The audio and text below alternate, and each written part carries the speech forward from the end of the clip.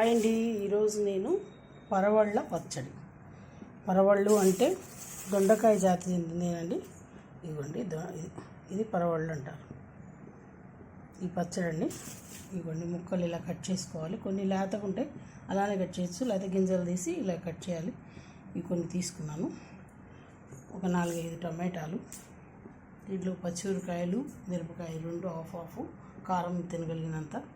దీంట్లోకి 1 స్పూను మినపప్పు, 1/2 స్పూను ఆవాలు, 1/2 స్పూను మెంతులు వేసుకోవాలి. మామూలు మిరపకాయల్లోనే కొత్తిమీర, పోపు దినుసులు, మినపప్పు, ఆవాలు, కరివేపాకు, మిరపకాయ, ఇంగువ, రుచికి సరిపడా ఉప్పు, పసుపు. ఇంతేనండి.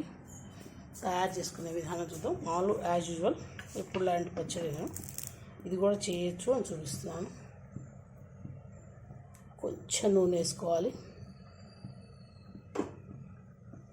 నూనె వేసుకొని ఈ పోపు దినుసులు ఇవి వేసుకోవాలండి. పచ్చట్లో ఇవి తగులుతుంటే బాగుంటుంది.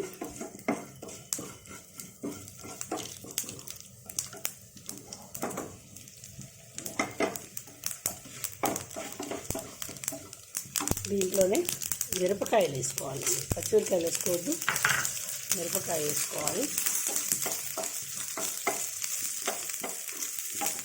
కొంచెం వేగాలి. ఎర్రగా వేగితే టేస్ట్ బాగుంటుంది. దీంట్లో కూడా కొంచెం వేసుకుందాం ఇంగువ, ఎందుకంటే పచ్చట్లో పడుతుంది కదా. తీసి చూసుకోండి, ఇలా వేయించుకోవాలి. బాగా టేస్ట్ బాగుంటుంది. కొంచెం నూనె వేసుకొని పోపు వేసుకుందాం.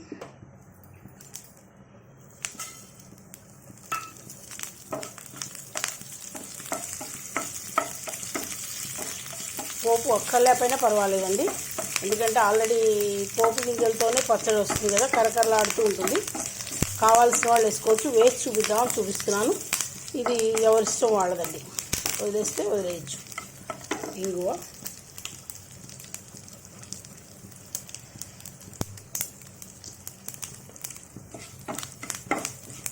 ఇది మామూలుగా గ్రేవీ కూరలా చేసుకోవచ్చు. పుల్కాల్లోకి, అన్నంలోకి ఏమో కాయలు గుత్తి కాయలుగా చేసుకోవచ్చు. బాగుంటుందండి. అలా కూడా చేసి చూపిస్తాను ఈసారి.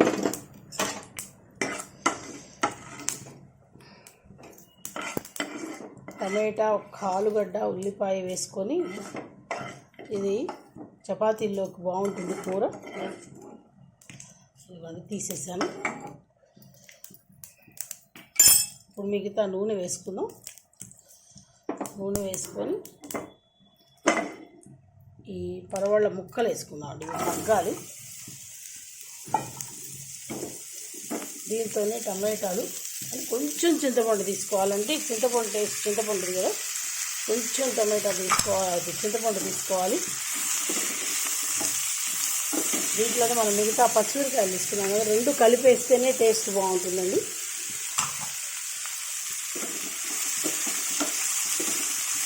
ఎందుకంటే పచ్చిమిరకాయలు సన్నగా ముక్కలు వేసాం అనుకుంటే తొందరగా పడతాయి. కాయలు కాకుండా ముక్కలతోనే ఇదవుతాయి.